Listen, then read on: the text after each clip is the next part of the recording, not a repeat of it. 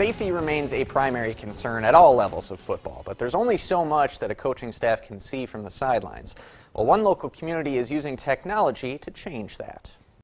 In the GET community, participation in youth football is steadily going down. We used to get 80, 90 kids, and now we're down to less than 40. Because of a question that's been hanging around the sport for years.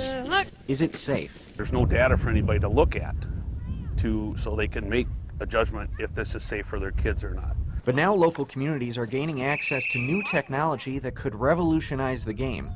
And it all starts with this helmet from Rydell. 10 years ago, technology was $1,000 a helmet, and now it adds an extra $60. GET has 6 of these helmets this year, which have sensors inside that monitor the severity of a hit taken on the field. If it registers a higher than normal severity, it sends a signal in real time to the coach.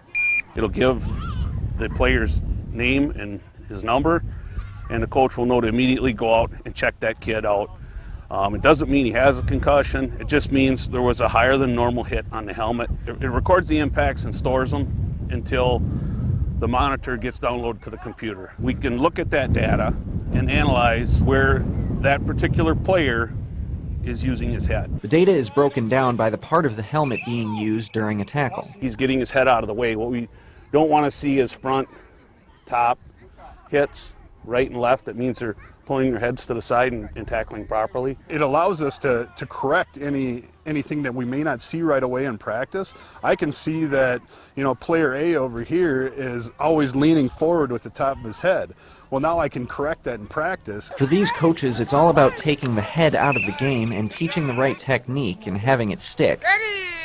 And so far, the results are encouraging. If it came up we were getting all kinds of severe hits, we might have to decide to close the program down and move to something else. What we found is totally the opposite.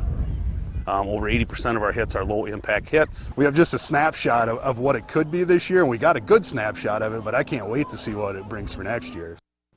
The youth program put those 6 helmets on different kinds of athletes, some who play more aggressively and then some who aren't as aggressive, to get a variety of data. The program is due to get new helmets next year, and Booth says spending the extra $60 on those tech helmets is, quote, worth every penny.